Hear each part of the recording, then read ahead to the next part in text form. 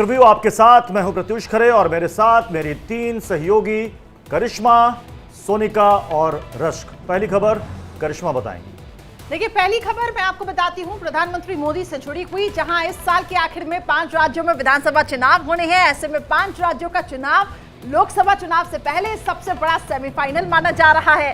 विधानसभा चुनाव को लेकर पार्टियां अपना फाइनल दांव आजमाने में जुटी हुई है। तो इस बीच प्रधानमंत्री मोदी ने भी अब लगातार वो रैलियां कर रही हैं। पीएम मोदी राजस्थान की राजधानी जयपुर पहुंचे। इस खबर से जुड़ी आगे अपडेट मैं आप तक पहुंचाऊंगी। अब दूसरी अहम खबर जान लीजिए मेरी सहयोगी सोनिका से। तो दूसरी खबर आपको ओवैसी से जुड़ी ही बताएंगे। एक तरफ बीजेपी सांसद रमेश बिधूड़ी और बीएसपी सांसद दानिश अली का विवाद लगातार बढ़ता जा रहा है। विपक्षी दल जहां इसके बहाने बीजेपी को घेरने की कोशिश में जुटे हैं, तो वहीं एआईएमआईएम सांसद असदुद्दीन ओवैसी ने बयान देकर इस विवाद को और हवा दे दी है। इस रिपोर्ट से जुड़ी आपको ओवैसी का वो बयान भी सुनवाएंगे जिससे सियासत और भी तेज हो गई है। लेकिन अगली खबर क्या रहने वाली है, तीसरी खबर आपको बताएंगे हमारे सहयोगी रश्क।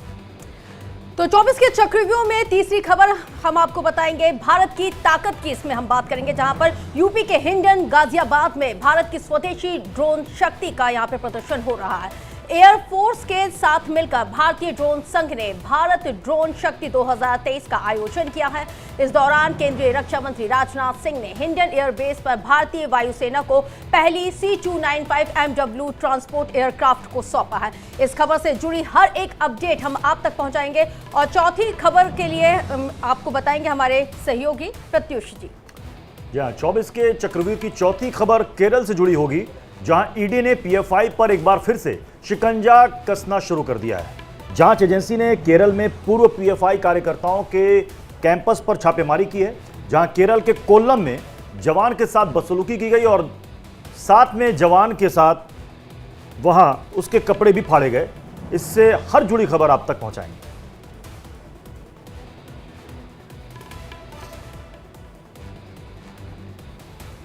तो ये तमाम खबरें रहने वाली हैं 24 के चक्रव्यूह में। चलिए अब आपको दिखाते हैं चुनाव चालीसा, चुनावों से जुड़ी अहम खबरें। तो छत्तीसगढ़ दौरे पर पहुंचे राहुल गांधी। बिलासपुर में आवास न्याय सम्मेलन कार्यक्रम में हुए शामिल, स्थानीय लोगों से की इस दौरान बातचीत।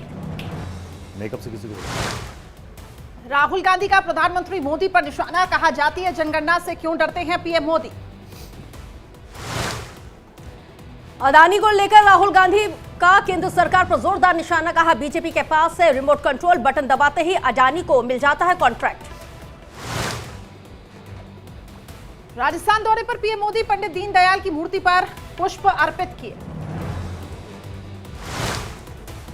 लखनऊ में मुख्यमंत्री योगी आदित्यनाथ ने पंडित दीनदयाल उपाध्याय को दी श्रद्धांजलि। पंडित दीनदयाल उपाध्याय की प्रतिमा पर किया माल्यार्पण और साथ ही नमन। पंडित दीनदयाल उपाध्याय की जयंती समारोह में शामिल हुए नीतीश कुमार। नीतीश कुमार का इस कार्यक्रम में शामिल होने पर सियासत तेज। पंडित दीनदयाल की जयंती समारोह में जाने पर बोले नीतीश कुमार, कहा हम सबका करते हैं सम्मान। बिहार के पटना में एनडीए गठबंधन में वापसी पर बोले नीतीश कुमार, कहा मैं विपक्ष होकर रहा हूं एकजुट, दूसरे क्या कहते हैं इससे मुझे कोई फर्क नहीं पड़ता। भोपाल के जम्बूरी मैदान में बीजेपी कार्यकर्ताओं को प्रधानमंत्री नरेंद्र मोदी ने किया संबोधित, कहा मध्य प्रदेश सिर्फ बीजेपी के विचार का नहीं बल्कि विकास के विजन का अहम केंद्र। प्रधानमंत्री मोदी ने कांग्रेस पर साधा निशाना, कहा जहां भी बनी कांग्रेस की सरकार वहां किया सब कुछ बर्बाद। प्रधानमंत्री नरेंद्र मोदी ने कहा मध्य प्रदेश में आने वाला चुनाव बेहद अहम, बीजेपी ने हर कार्यकाल में मध्य प्रदेश को नई ऊंचाई पर ले जाने का किया प्रयास। प्रधानमंत्री ने कांग्रेस को बताया जंग लगा हुआ लोहा, कहा कांग्रेस ने खुद बदलना चाहती है न देश को बदलने देना चाहती है। पीएम मोदी ने कहा कांग्रेस में देश हित समझने का सामर्थ्य ही नहीं है और कांग्रेस ने प्रजातंत्र को बनाया परिवार तंत्र, एक ही परिवार का गौरव बढ़ाने में लगी रही कांग्रेस। पीएम मोदी ने कहा कि बीजेपी ने अपने हर वादे को पूरा किया। 5 साल में देश के 13.5 करोड़ लोग गरीबी रेखा से निकले बाहर। पीएम मोदी ने कहा विपक्ष ने महिला आरक्षण बिल को 30 साल से नहीं होने दिया पास, लेकिन माताओं बहनों की शक्ति के आगे झुककर मजबूरी में बिल का किया समर्थन। सीएम शिवराज सिंह चौहान ने महिला आरक्षण के लिए प्रधानमंत्री मोदी का आभार जताया, कहा हमें ऐसा नेता के नेतृत्व में काम करना है, भारत के लिए भगवान का वरदान है प्रधानमंत्री मोदी। मुख्यमंत्री शिवराज सिंह चौहान ने कहा है कि बीजेपी की सरकार ने मध्य प्रदेश को तेजी से आगे बढ़ाया है। कांग्रेस के राज में गरीब लोग गरीबी का अभिशाप भोगने के लिए थे मजबूर। मंच पर महिलाओं ने पीएम मोदी को माला पहनाकर स्वागत किया। नारी शक्ति वंदन अधिनियम पास करने के लिए कहा धन्यवाद। भोपाल के जम्बूरी मैदान में प्रधानमंत्री नरेंद्र मोदी का रोड शो, हाथ हिलाकर लोगों का किया अभिवादन। मोदी मोदी के दौरान लोगों ने लगाए नारे, किया भव्य स्वागत। जमुरी मैदान में खुली जीप में कार्यकर्ताओं के बीच में मंच तक पहुंचे पीएम मोदी। सीएम शिवराज सिंह चौहान भी रहे मौजूद। पीएम मोदी के भोपाल दौरे को लेकर लोगों में देखा भारी उत्साह। ढोल नगाड़ों के साथ जश्न मनाते नजर आए लोग। भोपाल में पीएम मोदी के स्वागत के लिए आदिवासी जनजाति में दिखा उत्साह। पीएम मोदी के स्वागत के लिए डांस किया। भोपाल में पीएम मोदी के दौरे को लेकर कार्यकर्ताओं में खासा उत्साह देखने को मिला। ढोल नगाड़ों की थाप पर नाची महिलाएं।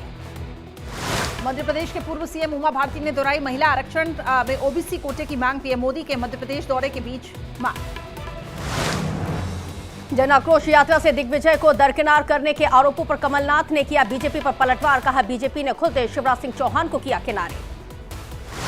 एमपी में बीजेपी में शामिल हुए आम आदमी पार्टी के कई नेता। आम आदमी पार्टी ने कहा कि बीजेपी वाले फर्जी लोगों को बता रहे हैं आम आदमी पार्टी पदाधिकारी।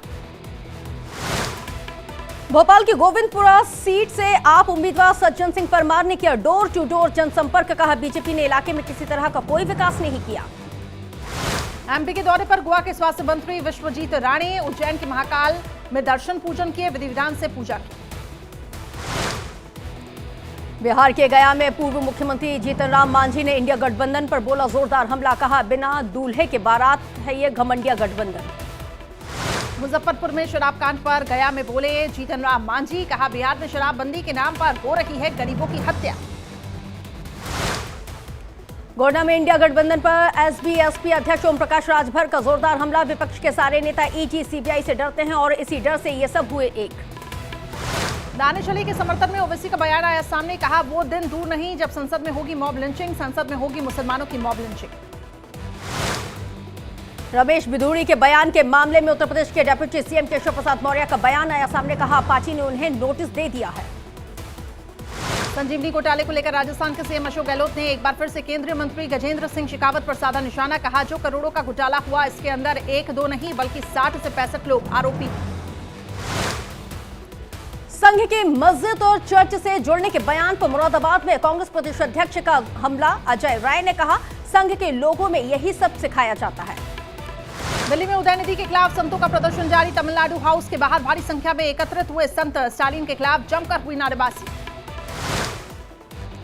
तमिलनाडु हाउस के बाहर साधु संतों ने उदयनिधि स्टालिन और सनातन विरोधियों का फूका पुतला। हाथों में पोस्टर लेकर सनातन विरोधी होश में आओ के लगाए नारे। सनातन धर्म पर विवादित टिप्पणी के विरोध में दिल्ली में सड़कों पर उतरा संत समाज। उदयनिधि स्टालिन स्वामी प्रसाद मौर्य के खिलाफ किया विरोध प्रदर्शन।